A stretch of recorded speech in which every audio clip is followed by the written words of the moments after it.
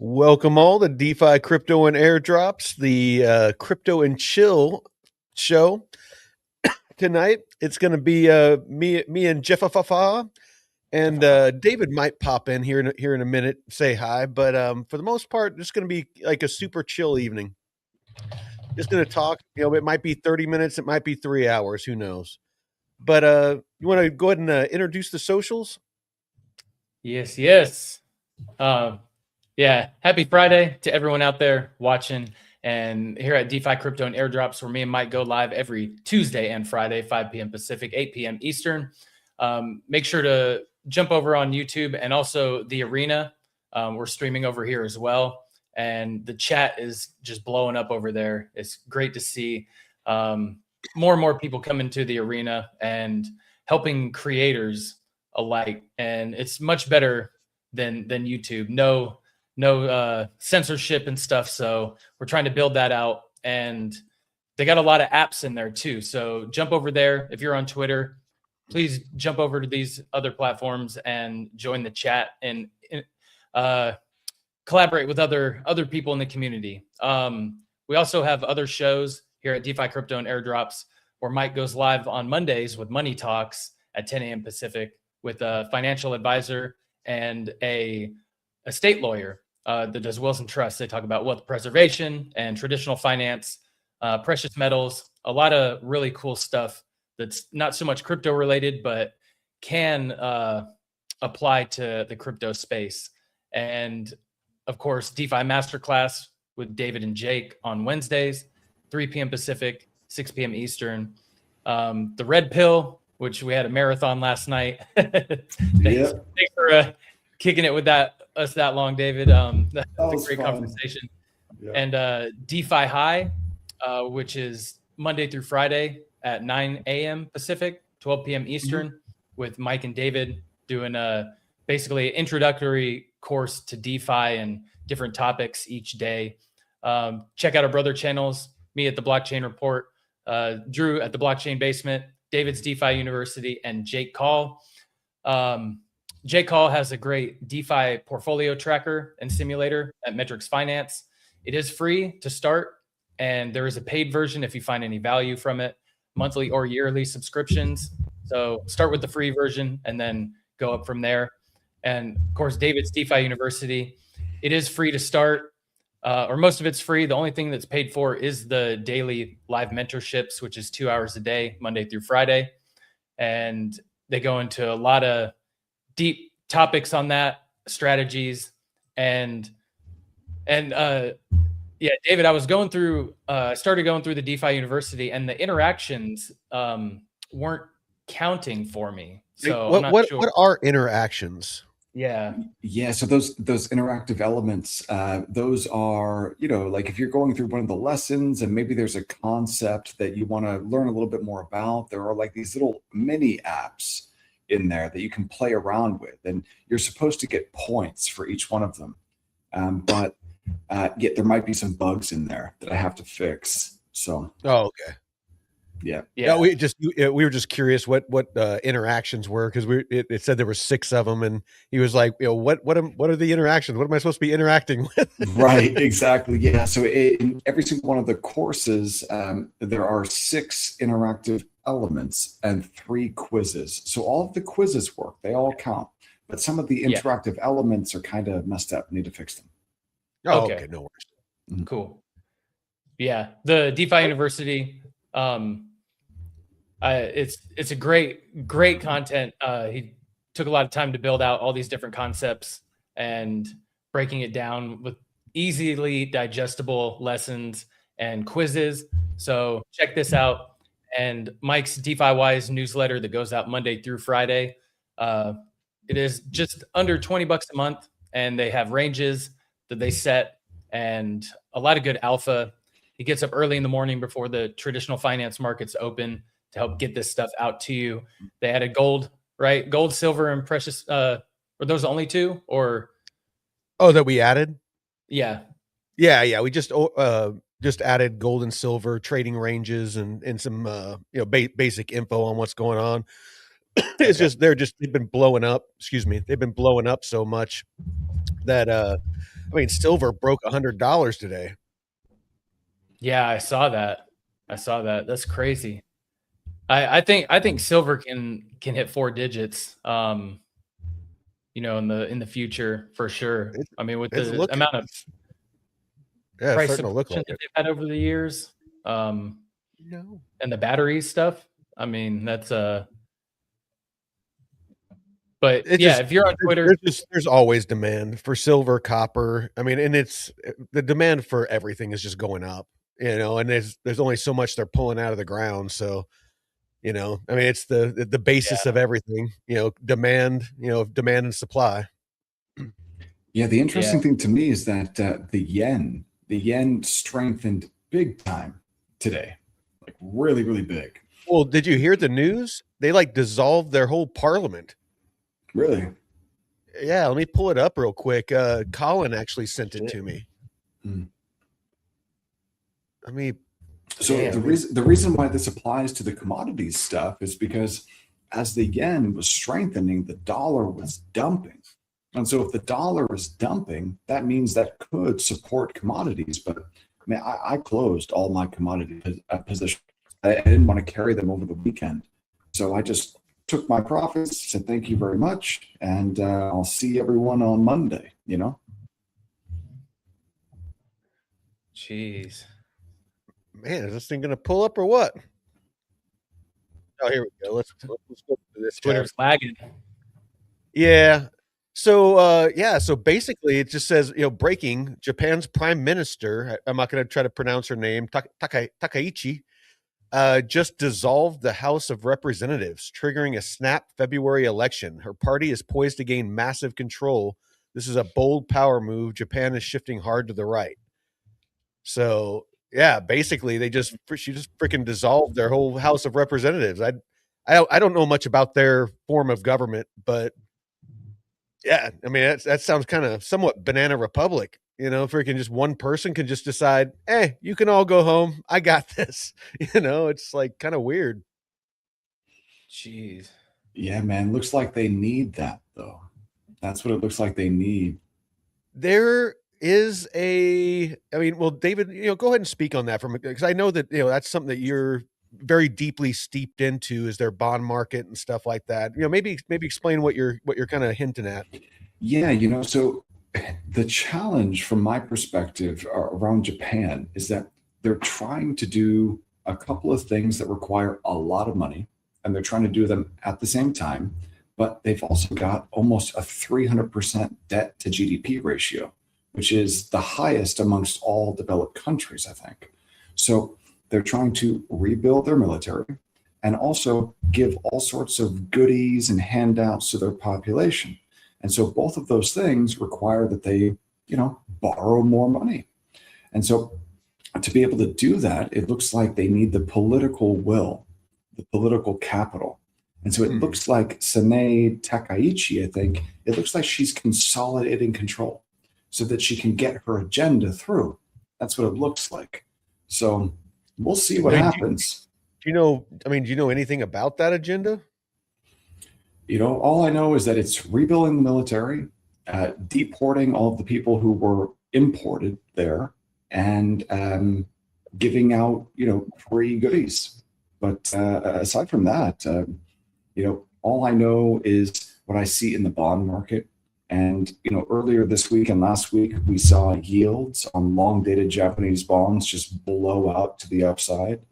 And we saw that pull back towards the end of the week this past week.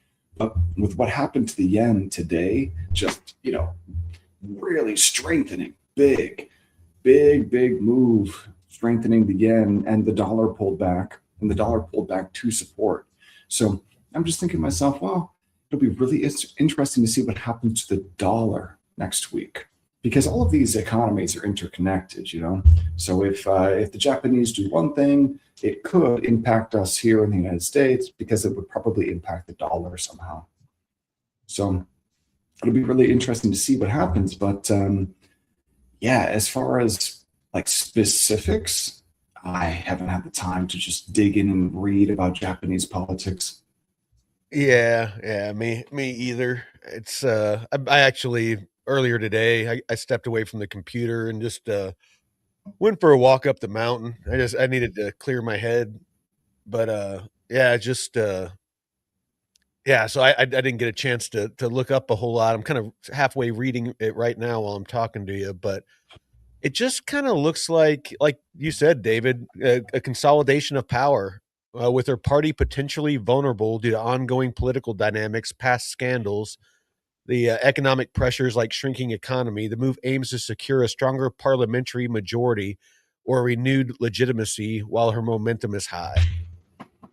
Yeah, well, look, I wish them the best because it looks like the Japanese are a strong ally. So I'm all for it. If she thinks that that's going to work, I haven't read enough into it to be able to opine one way or the other. I just want the best for them because that means the best for us too. Oh, absolutely. Mm-hmm. So what have you been watching silver, Jeff? Yeah, not actively, but I heard it peaked over 100 today. I've seen some people talking about building up a short position on it. Danger. Yeah. Danger, Will Robinson. Danger. Every time I think a short might be a good idea, it goes the other direction hard. I would be careful with that, but at the same time, though, into the close. So silver into the close today, after the S&P closed at 4 p.m. Eastern, then those futures, they continue to trade for another hour. And into the close, silver, I think it got up to 104. The futures got up to 104. And so I closed out all my commodities positions. I had a great week, man. I was like 150 basis points to the good this week. So I just thought, hey, you know what? I don't want the risk over the weekend. I'm just going to close everything out. What's the ticker for silver again? Well, it depends. If you're on TradingView, it's going to be SI. Yeah, SI1. SI1 exclamation point is going to give you the front month futures contract. That's the COMEX futures. But yeah, I think it got up almost to 104. But then it closed at 101.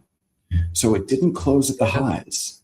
And so that's, to me, it's like, okay, that was, I'm very, very happy that I got out at like 103 and change, because that close, right above 100, that close after putting in the high near 104 and then pulling back to close at 101. To me, it's like, okay, well, going into next week, look, you guys, like a move like that, it would not surprise me for silver to correct. It's overdue. Let's be honest. Like, this is straight up. I mean, look at this. I mean, it freaking looks like it's going to the freaking moon. It looks like a meme coin. It really does, man. So you got to ask yourself now, if it corrects, do you buy it? Do you buy it? I don't know. I've already stacked. Like I said, I've been stacking since like $5, and I backed the truck up at $12. So to me, I'm good. I got a decent amount, and I'm just going to sit on my hands because I see nothing but no pun intended, a bright future for silver. Very shiny at the very least. That's for sure. Shiny future. Yeah. So I love silver, man. I love the coins. I've always loved like gold and silver. They're like coins. little pieces of art or history. Awesome. Yeah. It's here. You guys go ahead and chat. Actually, I'll go grab a couple to show. He's gonna grab dings. He's gonna grab some dings, some gold and silver. Some little. Oh, have you seen there was some pictures of these silver bars going around where they cut it open and it's like, oh, dude, like cement in the middle. Yeah, that's a problem, man. So Jeff, I was reading on X earlier today. I took a break around like 5:30, and just sitting in bed reading on my phone, and I was reading on X that exactly what you're talking about, man. That there were a lot of people who were saying they couldn't exit their positions. Like, if you're holding physical silver, what these guys were saying on X is that they couldn't find a dealer to buy it. They couldn't find it. And the guys who were making the markets were saying like, yeah, I'll give you 30% below spot. Like, no way, man. No way. Yeah. I find that hard to believe. And freaking with how high demand is, it's just like, I mean, I think if you go to like one of the guys was saying, just go to SD Bullion. You know, they're one of the big ones. Yeah. So what is that? That's a Morgan. Is that a Morgan dollar? Yeah. Yeah. It's a graded Morgan. Those are so cool. They're like little pieces of freaking art. And we and Jeff were talking about it the other night. It's kind of cool because, you know, I mean, you look at the thing and it's just like, it was in somebody's pocket, you know. It's like it could have been like, you know, in a gunfight, you know, it could have been used like, you know, betting poker, like in, oh, for sure, you know, in Carson City or some shit. You know, you never know. Is that one of the Carson City ones? Yeah, this one here. It's by far my favorite. Yeah, those are cool, man. Those are so cool. Yeah, it's a 1883 Carson City. Yeah, man. Like, if I'm going to stack physical silver, it would be that and the Eagles. Oh, yeah. Well, that and junk silver, you know, so just like the quarters and the dimes and, you know, half dollars and stuff like that, just, you know, big bags of that, because it's basically fractional silver, you know, it's transactional silver. So, I mean, a dime is worth a lot more than the face value, you know, if it's made of silver. But so I want to ask you something, Mike, about the physical silver. So let's say that, you know, let's say that we're in person, right? And I've got, you know, 100 physical silver Eagles coins. And I want to buy something. I want to buy something from you. Maybe I want to buy some whiskey. Okay. Yeah. I want to buy some whiskey, right? Yeah. So how do you figure out if what I'm paying with is real? Like maybe I don't even know if what I've got is real. You know, like how do you assess that? That's why a lot of people like the you know, like the junk silver, you know, because it's very easy to tell. Whereas the bars, I mean, you know, this is something that's been going on. Let me see if I bookmarked it, but they've been hollowing out gold and silver bars, and basically, right here. Let me share this. Yeah. So Lou in the chat is saying just drill through it. Yeah. No, yeah, you can do that. You can use a spectrometer. You can do there's a rub test that you can do where you know, kind of rub the gold on a kind of a piece of slate. Yeah, that's the one I saw. Yeah. So this is what's going on is people are drilling out the inside of silver bars, like legit silver bars that are serial numbered, and, you know, and they came from a legit mint, but they're hollowing them out, filling them with lead, so that and then here's a gold bar that they just basically sandwiched some gold around some lead. See, here's the problem with that, man. Like, you could end up buying one of those and not realize that it's fake for a really long time. And then, bro, you go to the wrong person and you try to buy something with that will end up bad, end up real bad. You know? Most places that you go, like, you know, like the shop that I worked at, you know, we would just test it. And we would just be like, hey, man, sorry, this doesn't test. If you want, you know, we can break this thing open and take a look, you know, but I can't buy it, you know, unless we, you know, really check it out. And it's happened before. You know, we've had people come in and either they didn't know or they were trying to be sneaky, and they brought in gold bars that, you know, they had, you know, opened up the side and, you know, hollowed it out with a Dremel or something, you know, filled it with lead, and then just basically melted, you know, gold back on the outside and, you know, kind of, you know, patched it up. And then, you know, either they got scammed, somebody sold it to them, or else they were trying to scam us. And so, you know, that's why we had like 3 or 4 different tests that we would do, especially if it was a sizable bar. Like if it was like a big, you know, freaking, you know, gold bar, or, you know, it's a decent sized gold bar and you're gonna be shelling out, you know, tens of thousands or hundreds of thousands of dollars. It's like, we're going to have to drill this thing. You know, I want some core samples on this thing. You know what I mean? Yeah, no doubt. No doubt. So Mike, Jeff, Well, Jeff, I was kind of curious, real quick. Jeff, have you got it into coins or gold or silver at all? No, but I've been thinking about more ammo and firearms because Yeah. I mean, I know that you can trade and stuff. You were talking about, taking some silver or whatever if you needed to trade with somebody and shave some off for, whatever resources. Mhm. And also, I've heard people having trouble selling their physical silver, with prices being so high. Mhm.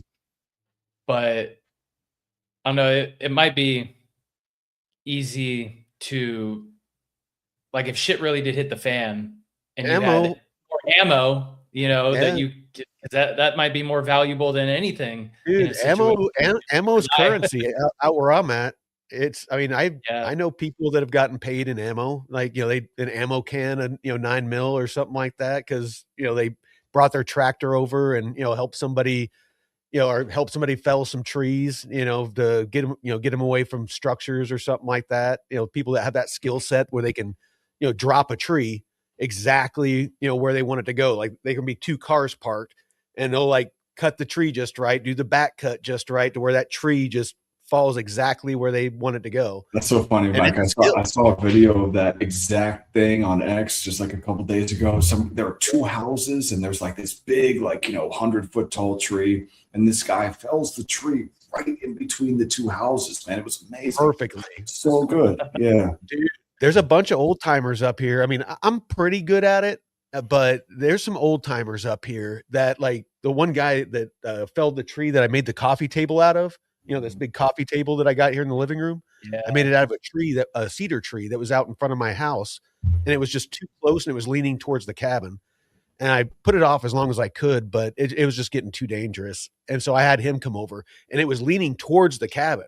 He was able to cut it and wedge it. And, but the first thing he did is he, like, went up to it and, like, put his face up against it and was, like, looking straight up it to get an idea of, how it weaved, because it might look like it's leaning, but, it might go out and then it comes back and then it goes. So you have to kind of get an idea of how it's weighted. And so he, like, put his face up against it and, like, looked up it. And I started laughing. I'm like, "You're gonna lick your finger and, like, stick it in the air and, like, check which way the wind's blowing too? Like, what's going on here?" And Get some of those divining rods or whatever and just go around. Yeah, who knows? Yeah, man. But no, he dropped that thing. He was like, "I'm gonna drop it, like, right there." He's like, "Run out there and put a stick down." And I went and I put a stick down. He's like, "I'm gonna drop it right on that stick." And he just, like, did the freaking face cut, did the back cut, and it just went boom right where he freaking said it was gonna go. That's impressive, man. That is one hell of a skill set to be able to do that, Wow. Yeah. Yeah, the guy's like 70 years old too. He was, he worked in the lumber industry up here for like 40, 50 years. You remember when lumber was ripping higher? I think it was like during the pandemic. Yeah. Well, what happened is in Oregon, there's a massive, massive storage facility that has, all the Pacific Northwest. The majority of the lumber that comes out of the Pacific Northwest and some out of Canada is stored in that facility. And it caught, with all those fires that were going on, it caught fire and burned it all up. So there was a massive shortage of lumber. How do you let something like that happen? They didn't have, like, fire extinguishers or something? I honestly, that was the year that I did wildfire, where I was, like, hiking around in the mountains and, fighting fires and stuff. Was that year during COVID when just the whole West, of United States and most of Canada was on fire, and, like, everything was smoky from, like, Nebraska freaking all the way over to California and Oregon. I mean, it was a bad year. I pretty much every single day we were on a fire somewhere. Yeah, man. I mean, the reason I'm bringing it up is, I was taking a look at charts of lumber and cocoa and other commodities today, because I'm just kind of looking at gold and silver, man. And, like, look, it's kind of ridiculous, like, what the charts look like right now. So I was just going and looking through other commodities. Like, if you take a look at cocoa, man. That might be kind of interesting because so the futures contract is CC.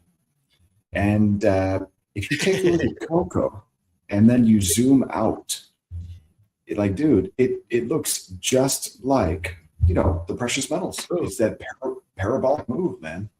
And you know what happened to cocoa though? Cocoa came back down to earth. So yeah. So I'm just thinking to myself, like, man, this has been one hell of a parabolic run out of these metals. But dude, nothing goes up forever.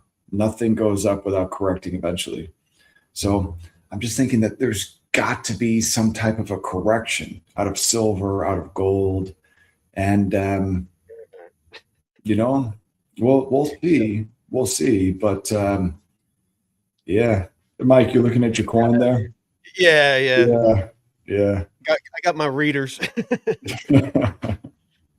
Let's see. Yeah, man. So you know, there you go. There we go. That's it, Jeff. Yeah. So if you, it looks like you got some type of moving average, like a 50 or something moving average on there. Day. Yeah. So if you remove that moving average there, and then you're on a daily, if you zoom out to like a weekly there. Oh yeah. And then so you see that parabola? What does that remind you of? Right? That look just like silver or gold. Yeah. You know?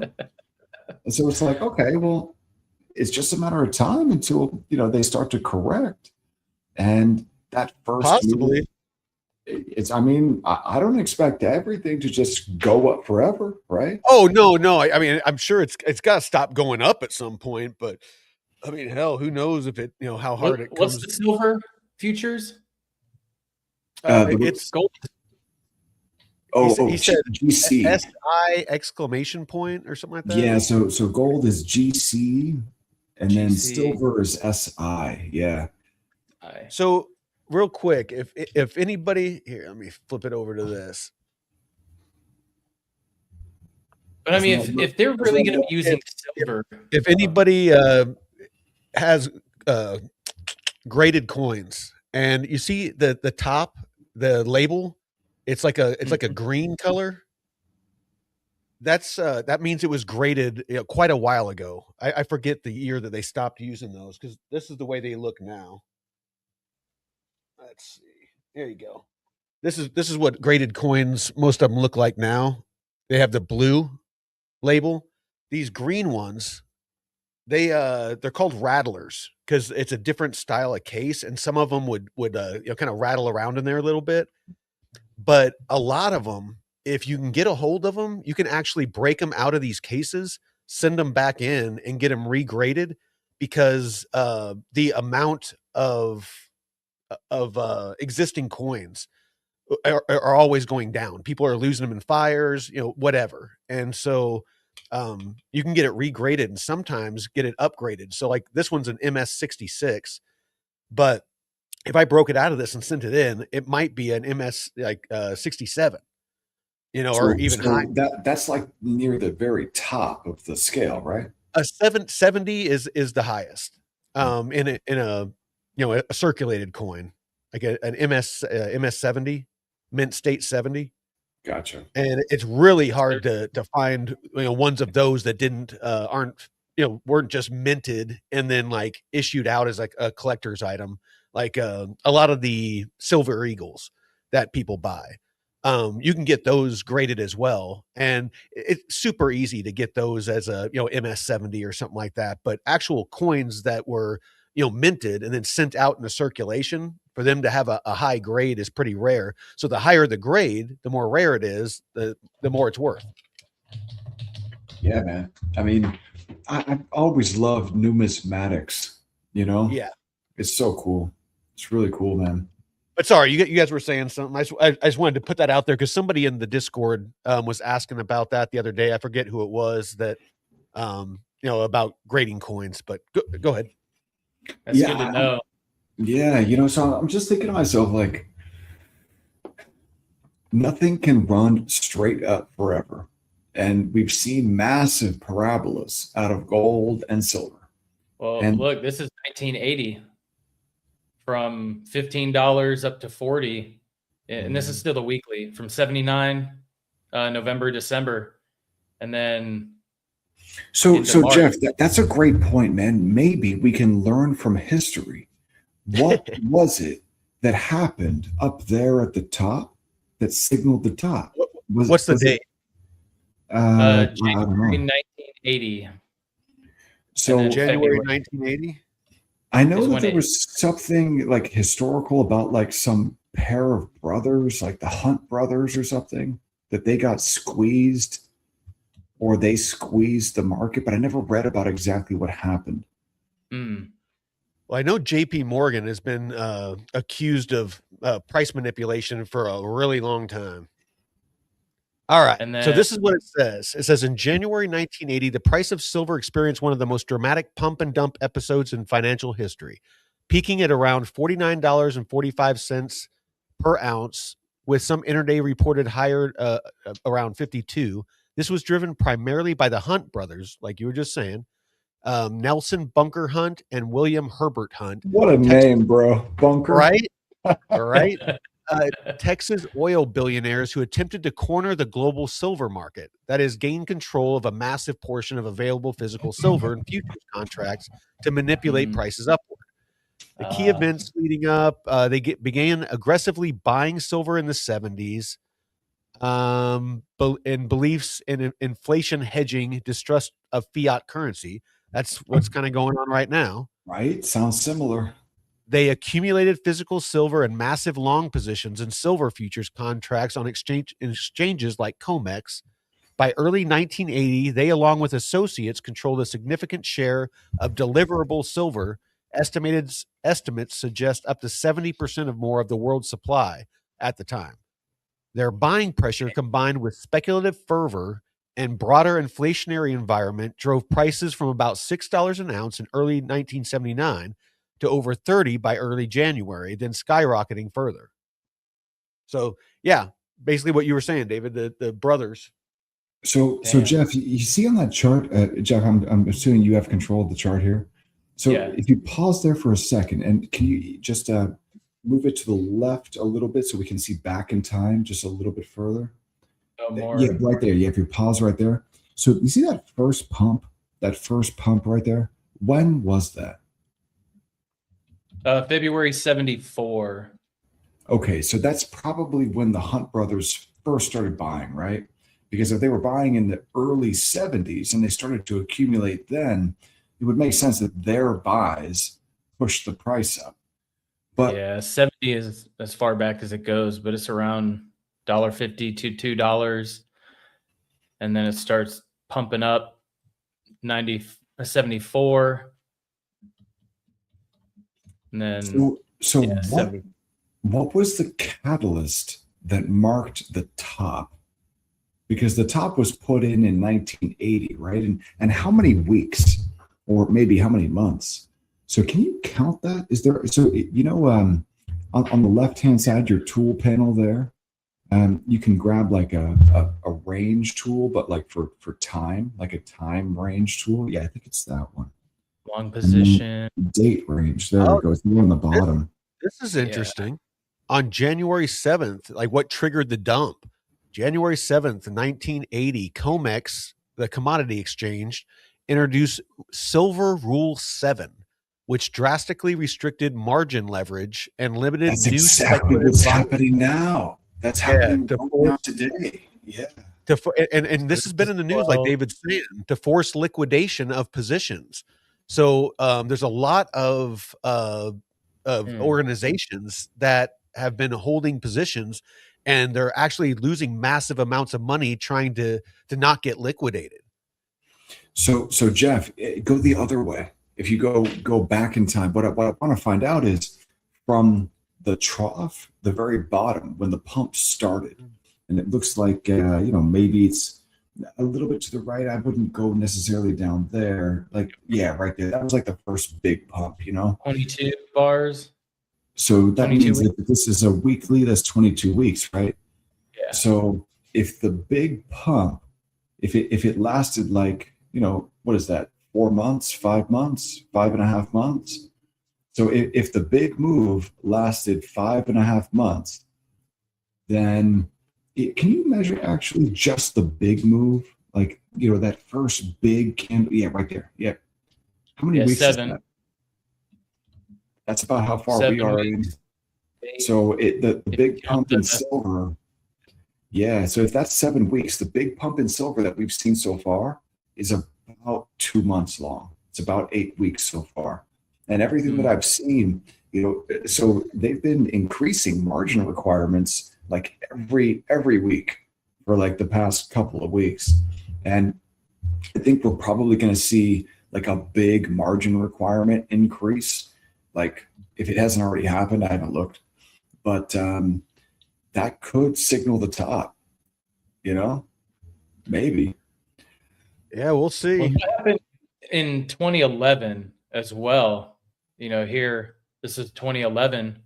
How many weeks was that from that first? Yeah, it's right where your cursor is. So right here.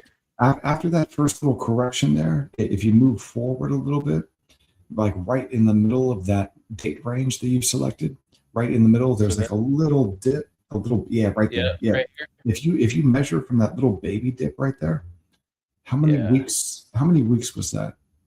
13. Okay. So we've got what, 2 months, and now we've got roughly 3 months. And then and that was 21.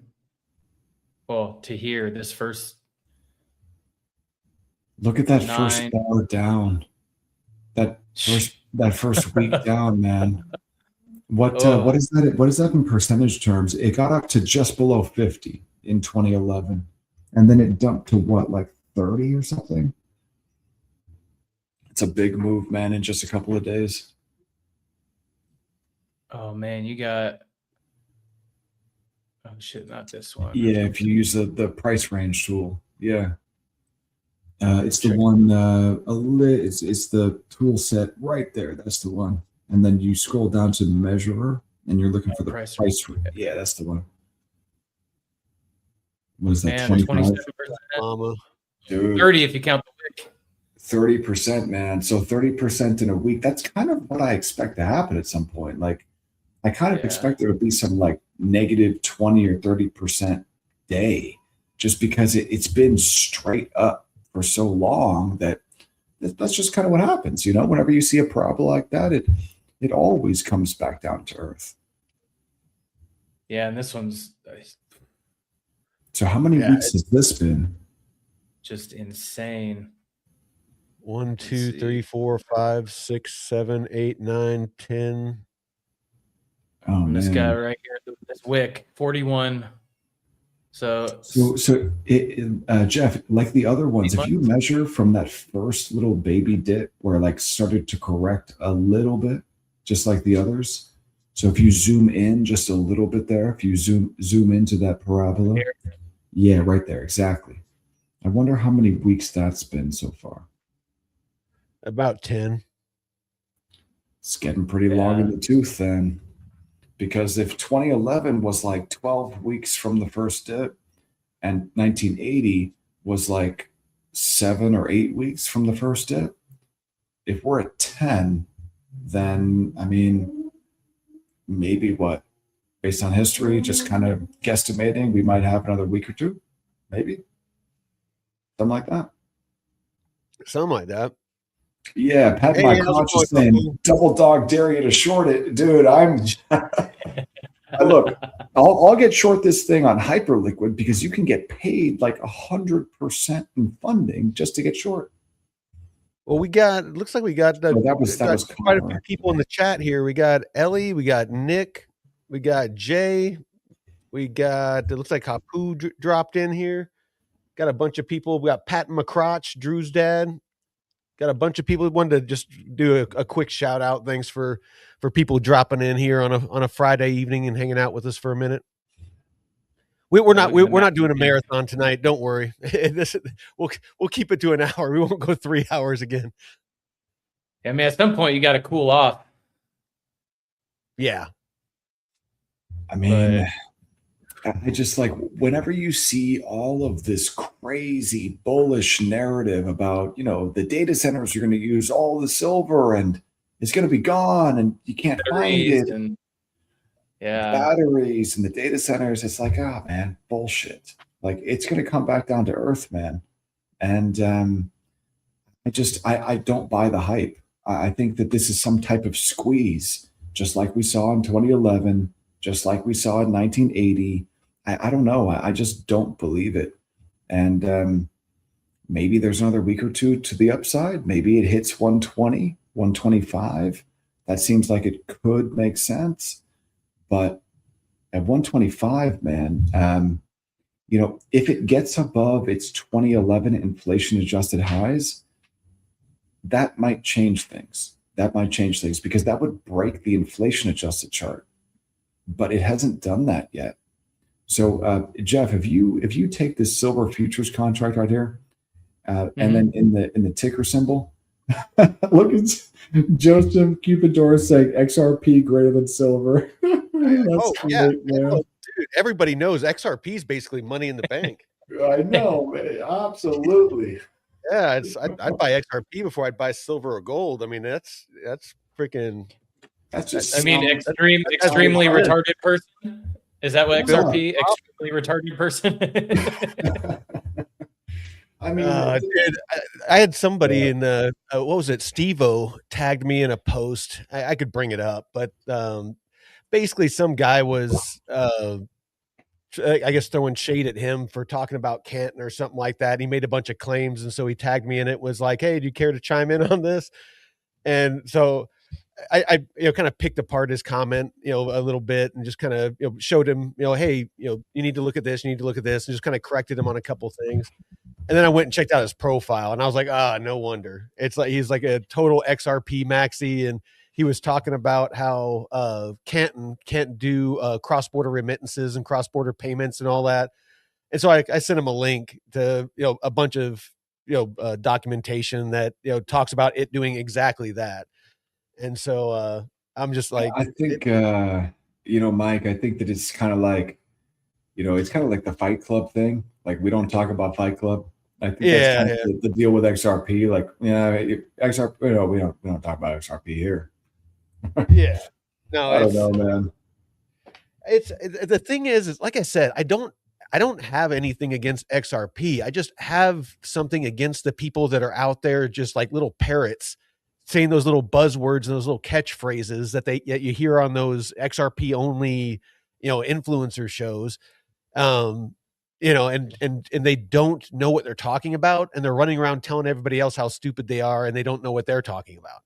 And it's like, you're running around telling people that they don't understand, like their project, and like you don't even understand your own, because like you can go and look at their profile and like see what they're posting, and you can see, the stuff that they're saying, and it's just like, that's the thing that bugs me about it. Is just the amount of misinformation. And so I love putting good information out there and just be like, you know what, if after all the facts, you still want to invest in it, whatever, your money, do whatever, but don't get mad at me because I'm, putting out facts about these different projects. If there's something bad, like Plume, I love Plume, but like David pointed out, the TVL took a massive dump, and you can't ignore facts. You can't let your emotions, get you sidelined into, being blind to the fact that there's negative things that are going to go on with certain projects. Can it bounce back? It could, it's just, but you have to face those facts. And if you don't, then I don't know what to tell you, but I mean, look, so I think XRP is a great opportunity on the short side. Like, trading it. Yeah, trading it, exactly. Like at $1.70, if it breaks $1.70, I think it probably goes to like $1.20. That's a pretty nice trade, man. But taking a look at silver here, what Jeff's got in the chart, he's got inflation adjusted silver. So Jeff, if you zoom out to a monthly, on the chart, well, it's not loading any price. No, there you go. So that's what you're looking for. Yeah, you don't need the price. So now you don't need the price. So all you need is the level. So grab a horizontal line tool. So over there, your trend line tool, grab a horizontal. and throw it down there at the 2011 inflation adjusted highs. Jeff's getting a master class on freaking TradingView right now. Yeah, so right there, perfect, man. So you see that. So that's actually when I first got into trading, bro. Was in 2010, 2011. Was buying spot gold, spot silver, physical, and I was using my fucking Pell Grant and my student loans at UC San Diego to buy physical gold and silver at this dealer in downtown San Diego with a buddy of mine from college. And then I started trading, just buying GLD and SLV, and I made some money. And I thought, oh, this is great. So that was my first entry. But notice silver hasn't even gotten back up to its 2011 inflation adjusted highs yet. You see that? Yeah. So it might have like another 20% until it gets up there. Gold has already broken out above its inflation adjusted highs from 2011.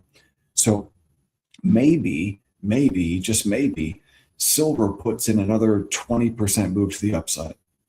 And then we see some type of correction. But look at the Hunt Brothers stuff from 1980, man. That's just crazy looking. Yeah, I'm just gonna keep doing what I've always done. Just keep holding my silver. It's my rainy day, my rainy day fund. I mean, yeah, man. Because look, if the stories are true, and all these data centers and electric cars and Optimus robots, if that stuff is actually going to need like just massive amounts of physical silver just to be built, then we're just getting started. Like if that's true, then this little parabola is just the beginning. But it's so difficult to think that, because that must mean then that silver is going to go to $500 an ounce. Like just looking at the chart, because Jeff, if you grab a measurement tool and you measure from the current inflation adjusted spot price, and you measure it up to the top of the Hunt Brothers high from 1980, that's a 600% move from where we're currently trading. It's like 550%. So which measurement tool? Oh, just one. Yeah. So yeah, well, I mean, if you just measure like up to the top of the Hunt Brothers high, it's not even on the chart. There you go. Oh. You have to redo it. So all you got to do, Jeff, is so you see how you're like dragging and clicking. If you want to snap the chart to your screen, you see on the right there, if you delete that drawn object that you got, that measurement tool, on the right hand, you got your scale on the right, and then you got your time scale on the bottom. If you double click on the scale on the right, just double click on it.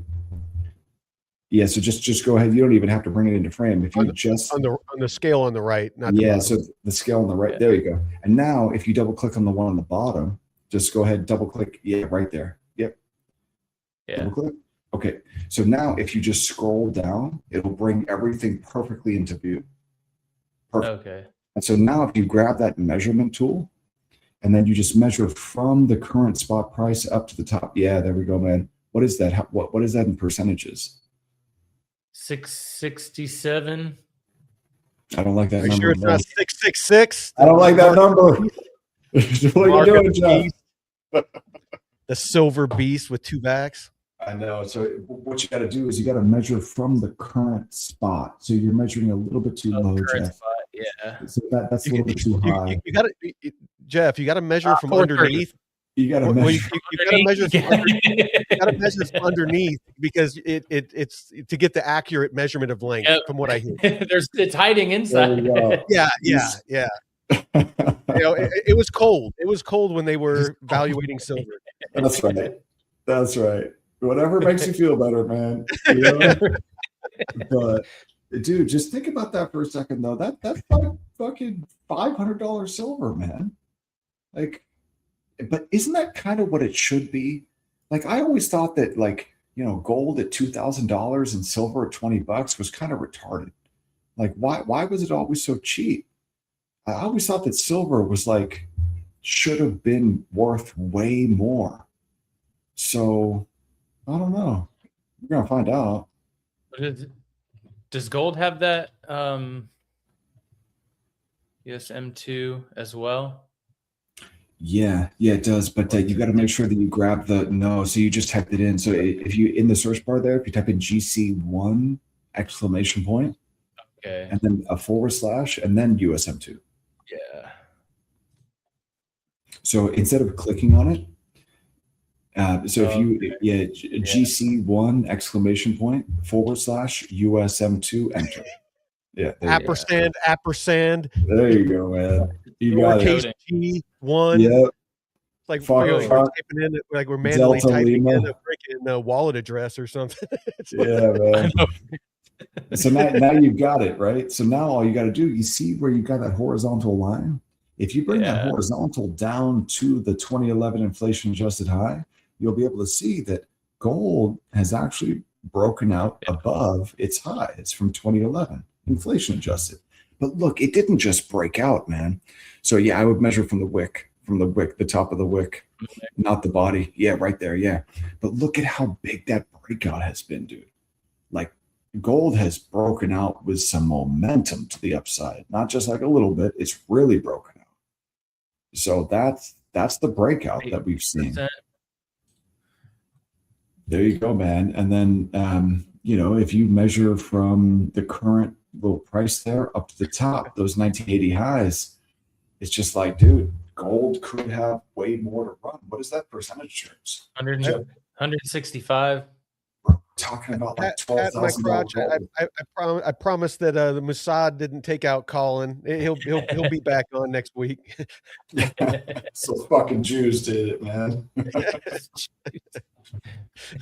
Yeah, but I mean, dude, $10,000 gold and $500 silver. I don't know, man. What a world we live in. What does that mean for Bitcoin? Probably $10,000 Bitcoin or some shit. Honestly, you never fucking know, because it seems like whenever like stocks and gold and silver keep pumping and freaking crypto dumps, and then if they pull back at all, crypto still fucking dumps. So who fucking knows? Yeah, man. So speaking of XRP, Jack Mallers came out today on X, and he was just coming with the heat on the XRP guys, just talking. What was he talking about? Well, because XRP is lobbying the White House and lobbying the administration to not start buying Bitcoin. So they're using their money to influence the White House to not buy BTC, and Jack Mallers didn't like that. What the hell? Like, what are they doing? Well, I mean, that's in their interest, right? I get that, but it's like, how can anybody in crypto be cool with like buying XRP at that point? Well, because actually a lot of them freaking like they have a feud going on with Bitcoin anyway. So yeah, go ahead. Sorry. Well, yeah, it's like, if you just are getting into crypto and you buy something based off of what you see on social media, yeah, likelihood is you're going to see something about XRP because that content is everywhere, and it's cheap. Like, the token is cheap, and people don't really think, like, it's not about the price, it's about the percentage. Like, if you buy like $1 of Bitcoin and it goes up 10%, that's exactly the same as if you bought $1 of XRP. It's not about the fact that Bitcoin is at like $89,000 and XRP is at $2. It's not about that. It's about the percentage move. So people get caught up. They don't understand what percentages are. So people think, oh, I can buy more of this token, right? Like, I can buy 10,000 of this token, but only like a tenth of this token. Right? Exactly.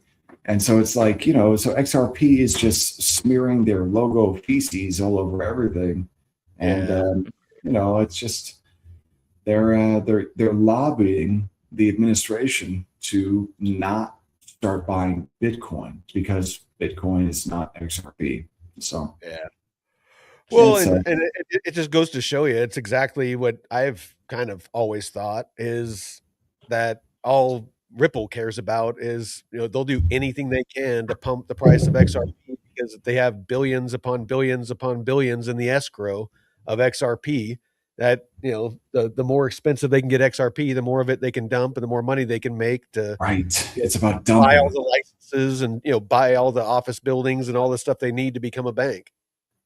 Yeah, man. It's just like, look, I've actually given XRP a fair shot. Have you ever tried to use the XRP ledger? It doesn't Not really directly. work. I mean, I've sent XRP on the XRP ledger, and it was very quick. You know, it got to where I wanted it to go, you know, very quickly, and it was very cheap. You know, it was like 0.00001 XRP, you know, for a transaction. You know, super cheap, super fast, but that's it. It Right. doesn't have a whole lot of other functionality to it. And there's no Flare, dApps. they had to develop Flare to bring smart contracts to the XRP ledger.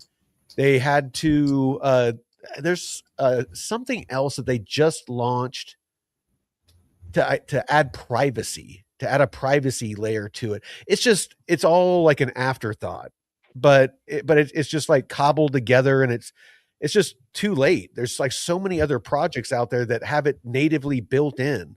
So, like, with all the money that they have, why aren't they shipping products? Like, why is there's no dApps on XRP Ledger? You can't do anything with it. Like, I don't understand, with all the money that they have, why don't they ship anything? You know, like, there's no developer community. There's nothing you can do natively on XRP Ledger. It doesn't serve its intended purpose of like cross-border payments. Like, why would you ever take cash, buy XRP with it to send that to, like, anywhere around the world? Look, here's the XRP ledger, XRP scan. You know, it's basically gives the analytics for the XRP ledger. You can look. I mean, since let's freaking scale this back. I mean, this is back, you can kind of see, 2022 and all that. It wasn't doing a whole lot. And then there was a surge. But then since like 2024, this is the number of payments from one account to another. So this is the activity on the XRPL. Hasn't increased. I mean, it's pretty much, trending sideways. This would be beautiful for like a ranged position on a freaking liquidity pool. No building, nothing's going up. There's not a ton of adoption. Then you got this one, XRP payment volume from one account to another, same sideways action. This one here, it was like next to nothing, but number of active users since back in 2014. Yeah, back in 2014, 2015. It's actually gone down. So all through the lawsuit and all that, it was doing better back in October of 2025 than it is now. And you can just see it just fell off a cliff. I don't know if you can see it right here on the far right. Yeah. It just fell off a fucking cliff. It just like it smells off. Like it smells like there's something off. Burned fees. This is the amount of burned fees. It dropped off a cliff too back in September of 25. So they're not even burning as much XRP as they used to. Honestly, man, I think it's some type of scam. I can't quite put my finger on it, but it just smells wrong. Like, dude, I'll tell you exactly what I think it is, and I could be wrong. This is just my personal opinion.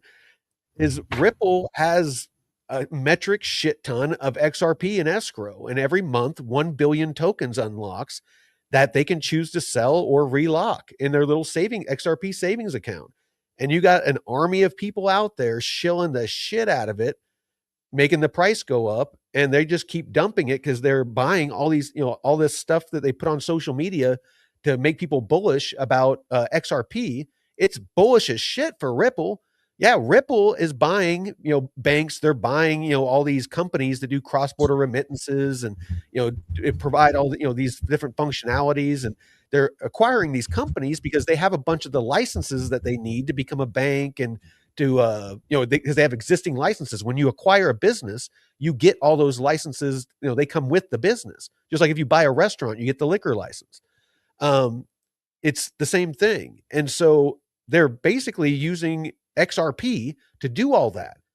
But again, XRP is not a security. It is not a stake in the company of Ripple.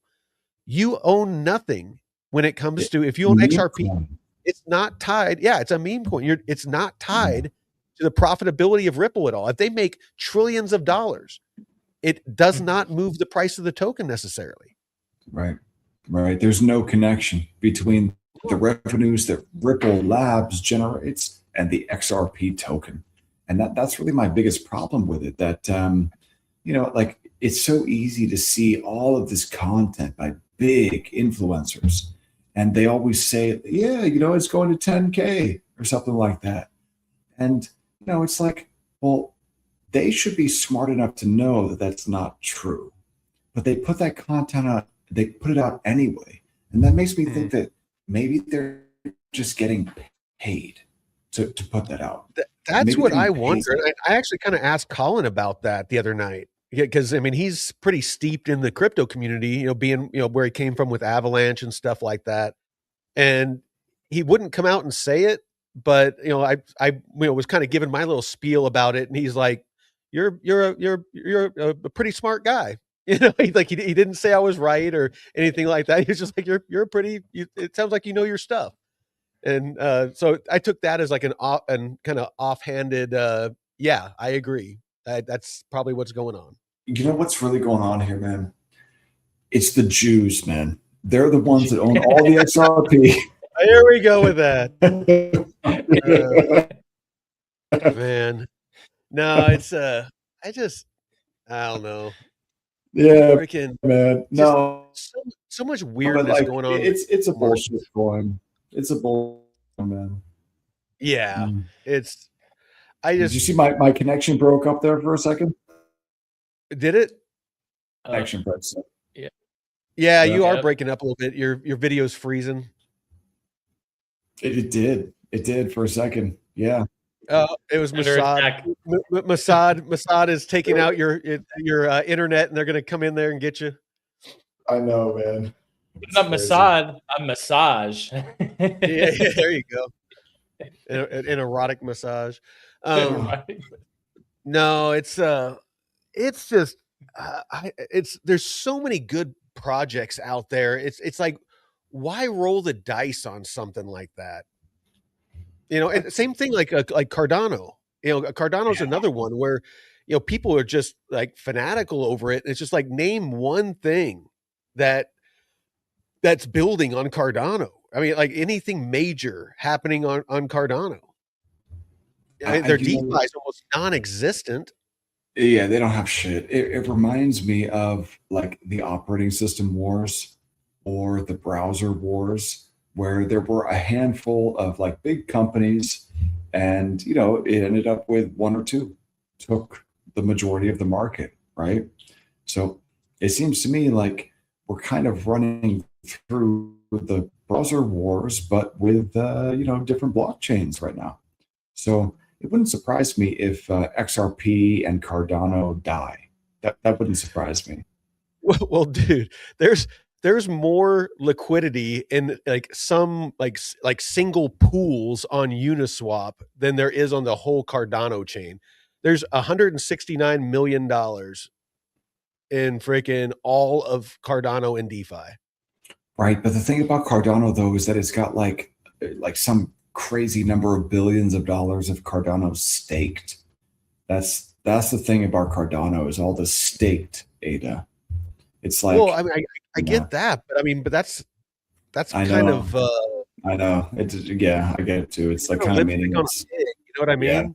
Yeah, exactly. Because I mean, you know, the value of that's only as much as the value of the token, whereas you know, the amount of liquidity, you know, on, you know, DeFi includes, you know, stable coins. So like, you know, USDC, USDT, that's pegged to the dollar, that, you know, actually what I feel actually adds the real value to a lot of these chains, you know, is the stable coins that are on it. So what do you think about Canton? Is there some way that we can get a window into Canton network, that chain? Oh yeah. No, there's a two that I use all the time. Here, I'll show them to you. So there's this one. It's Canton .thetide.io, And so this is where I come to look for the daily fees. So this past 24 hours, it's burned just shy of $2 million. It's generated just shy of $2 million in fees, which is burned. So, I mean, that's a fucking massive amount of fees per day, $2 million a day in fees. But if you want like actual analytics, you got all this stuff down here, but there's also, here's another Canton scan is another one for stats. But really all this shows is the burn mint activity. The daily burns, the daily mint, stuff like that. That's really all this shows. So the one that I use the most is this one. So like this one has like all the top 25 apps by total rewards. This is the halvings. So what are the apps? Like what are the top 25 apps there? It looks like something called 3Trade, Hydra, Google, Canton Loop. I've heard of that one. CBTC beneficiary, Hashnote, the tie, which is this website, Fairmint, Canton Swap. Oh, so it looks like there's a swap. Let's see. Is any of this, can any, like a public user use any of this stuff, or is it all private? Yeah. No, this is, you can go there right now and look at this. Here, I'll drop the address in the chat. So how do I use the Canton chain or the Canton network? Is that something that I can use, or is that just a proprietary like walled garden? My understanding is that it's a wall. I actually don't really understand what people mean by walled garden, so I'm not going to try to use that phrase. Yeah, just basically like like a bank or an institution runs like you have to be a VIP to get in. Yeah, basically, That's my understanding. So either you have to be a developer or you have to be a validator to to actually directly use it. But obviously if you're moving like a RWAs on it or anything like that, then you're using it. But all of that is controlled by the banks and institutions, because I mean that's basically what it is. It's it's a network for all the financial traditional finance to connect all of those networks. So I mean that's pretty much its function. Yeah, so I mean, I'm basically looking everything that are kind of what XRP was supposed to be. right. The rails to move value globally. That's what everybody. I think that's why the XRP army is coming after Canton, is they're starting to steal the spotlight. XRP is lost its sex appeal. Like Sean Connery in The Rock. It's like he's like they stopped paying so much attention to me in the prison shower. He's like, I must have lost my sex appeal.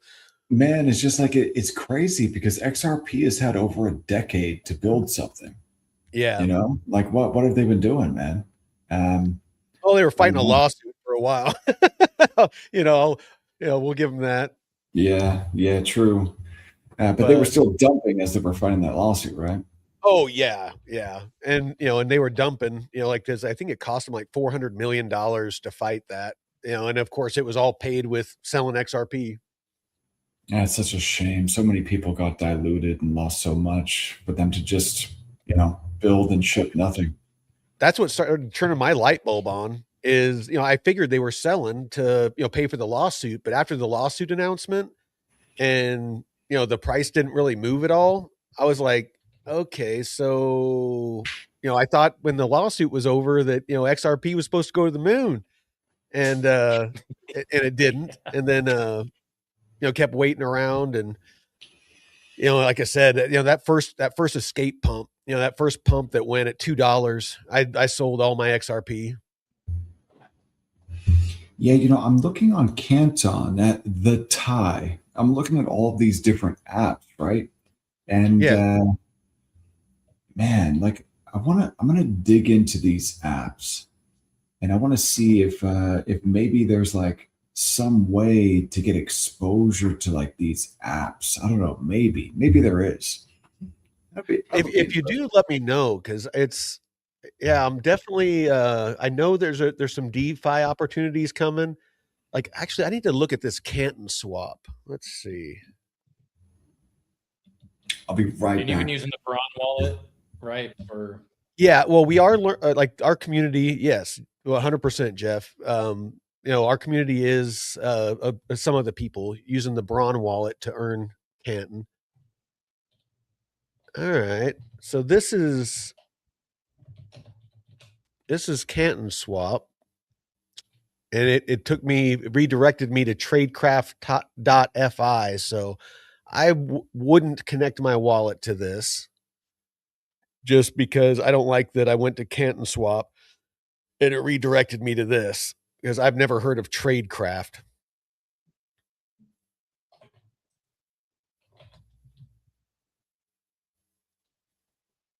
There's some pools in here. There's a Canton, and it looks like a Canton wrapped version of Bitcoin, CBTC.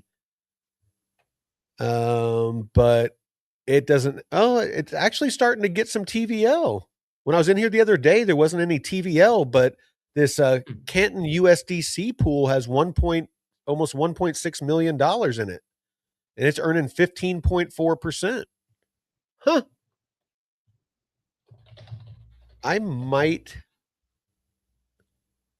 have to get into that. I wonder if it's a full range. We'll have to ask David to look at this, see if it's a full range pool or something. Tradecraft Finance. Yeah, I'm looking at their Twitter right now. I mean, they don't. Oh, Tradecraft just joined in November on Twitter. Oh, okay. So they're pretty new then. Yeah, they had 346 followers. You mean like on X? Yeah, they did have an audit completed last month by Halborn Security. So okay, it does look like they are doing audits. And they've been relisted on Canton Foundation's ecosystem page as a featured app. Okay. All right. Yeah, it looks like that these are full range pools, because it's not giving me an option to pick ranges or anything. And whenever I typed in like an amount of CC, it did an equal amount of USDC.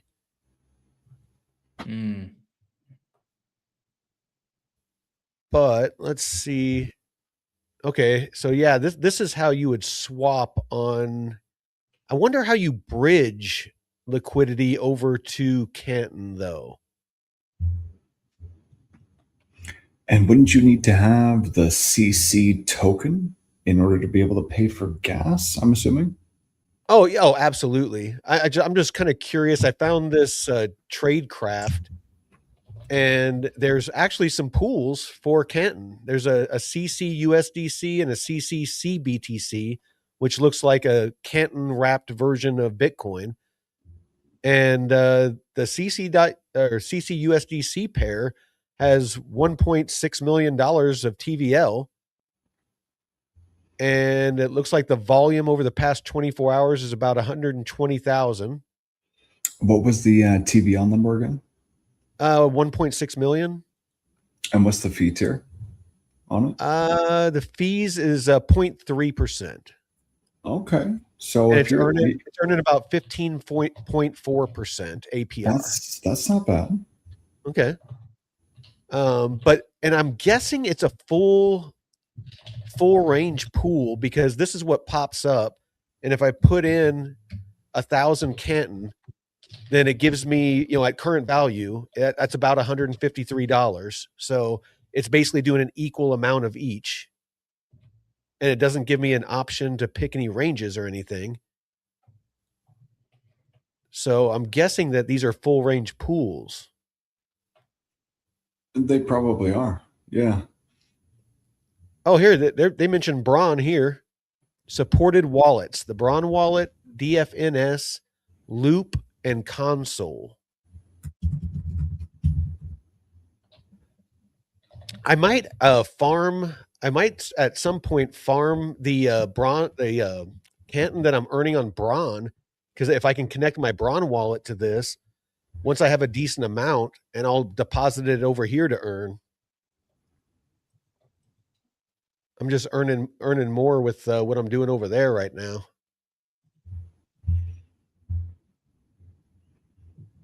Yeah. So was it Canton plus the stable or Canton plus Bitcoin?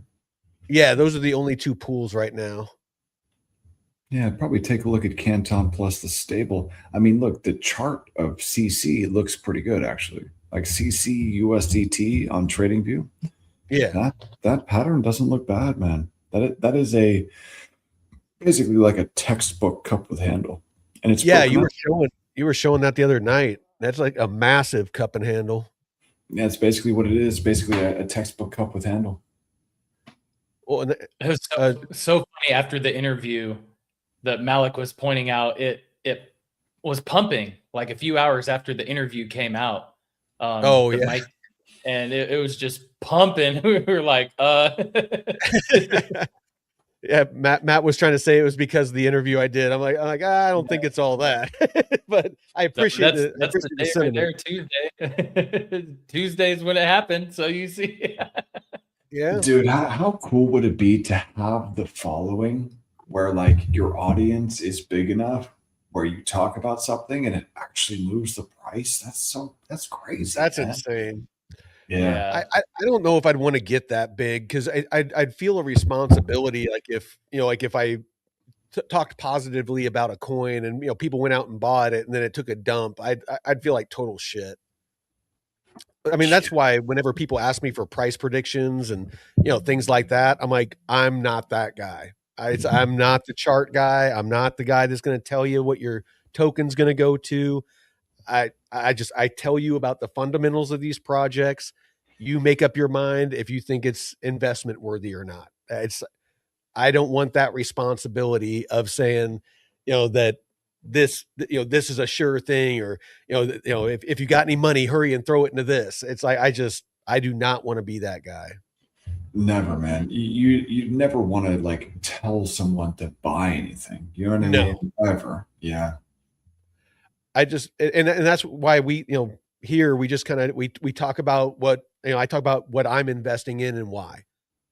If there's plenty of people in our community that own XRP and they own other things, and we're all cool with that. It's whatever you want to invest your money in is your fucking business. I couldn't care less. But don't get mad at me if I'm putting out facts and that aren't necessarily good for your project. It's like I'm gonna speak the truth on my investments and all investments. It's just whatever I find.